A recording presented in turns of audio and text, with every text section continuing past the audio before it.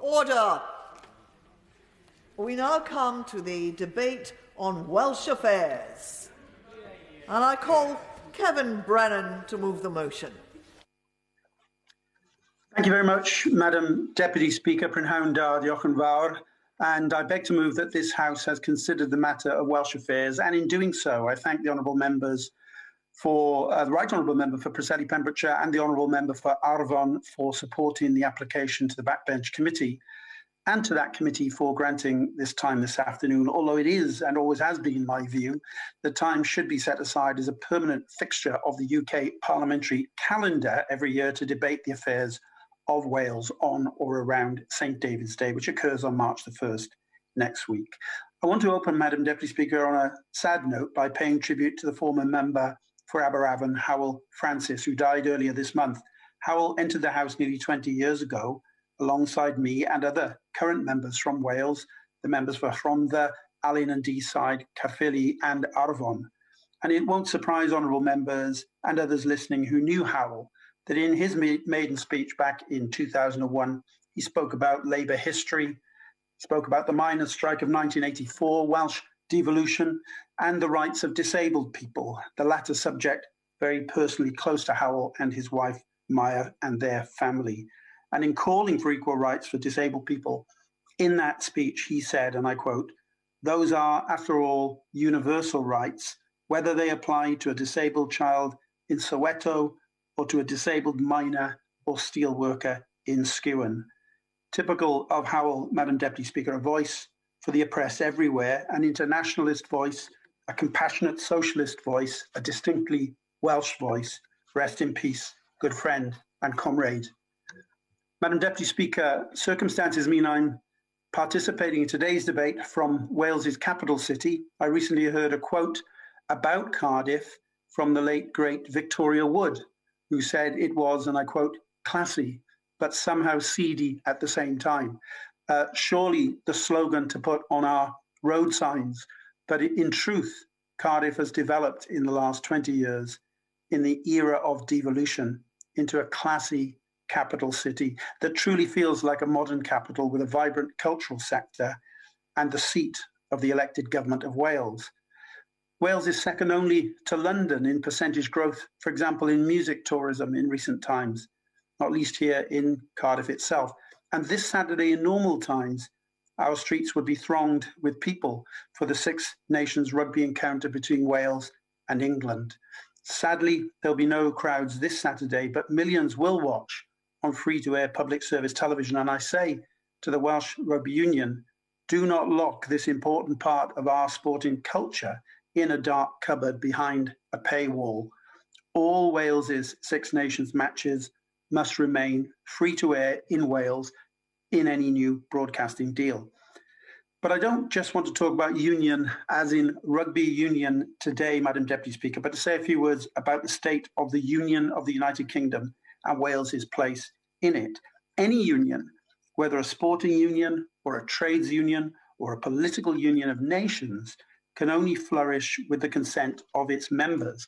And that consent can only be obtained through a culture of respect. I'm genuinely worried that the UK government, Prime Minister and the current Secretary of State for Wales don't understand that.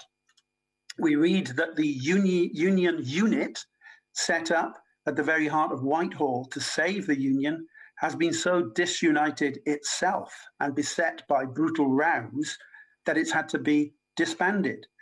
Well, if the government can't even keep its own unit in charge of unity, united, what hope is there that it can keep the United Kingdom united? But all may not be lost because the union unit is being replaced, we're told, by a cabinet committee consisting of, and I quote from the press, Prime Minister Boris Johnson, Welsh Secretary Simon Hart, Scottish Secretary Alistair Jack, Northern Ireland Secretary Brandon Lewis, and other cabinet members. They are to discuss how best to save the United Kingdom. Well, forgive me if I'm skeptical that this news will have people running down to the bookies to put money on the improved chances of the survival of the union. Because the problem is there's no evidence here of any understanding of that principle of consent and respect. In fact, we have clear evidence to the contrary from the Secretary of State for Wales himself, while aggressively undermining the democratically elected Welsh Senedd and government by centralising spending powers from Wales this week. He said, and I quote, "I do wish Welsh Government would stop fretting about their own little status in Cardiff." Those words, Madam Deputy Speaker, their own little status in Cardiff, contain not an ounce of respect for Welsh voters and the two referendums which established elected devolved institutions in Wales. And I say to the Secretary of State, he's treading a dangerous path.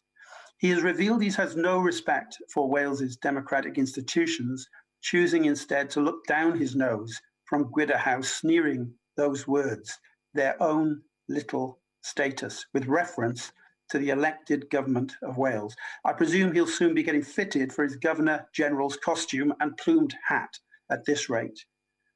Now, I sometimes hear colleagues say that these constitutional issues don't matter. They say, I've never heard anyone on the Ely omnibus talk about devolved powers. That may be right, but they do matter to the things people really care and talk about and which affect their everyday lives, including those riding with a bus pass on the number 17. It does matter to Welsh people that they have the right to elect a government that genuinely reflects their values and aspirations and is empowered to make real changes that affect their lives.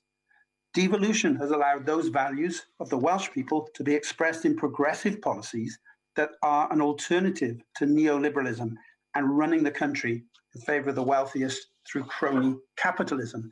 It does matter to people in Wales that their NHS has been true to its Welsh roots with free prescriptions and freedom from market-driven motives and privatisation, which the UK government is now mimicking after the abject failed experiment in competition under the Lansley reforms. It does matter that Wales can decide to have an integrated public transport system denied from the centre to all but London until recently, with rail brought back into public control, bringing Wales in line with modern European countries. And it does matter to people that their education system remains free from divisive selection, with local governance free of outsourcing and fragmentation. And in this COVID crisis, it has mattered to people that the Welsh Labour government has not ducked or delayed difficult decisions, always put health and welfare first, struck better deals on PPE for the NHS and social care because of its public service values, rather than turning to expensive and dubious outsourcing that has repeatedly failed. It has mattered to people that Wales has had a successful publicly run contract tracing service rather than a massively wasteful outsourced chumocracy. And it matters that in Mark Drakeford, Wales has a First Minister rightly praised for integrity, difficult decision-making, grasp of detail, and open communication, in contrast to a Prime Minister held hostage by headlines and headbangers. Now is not the time for empire unionism from the Welsh Secretary or the Prime Minister.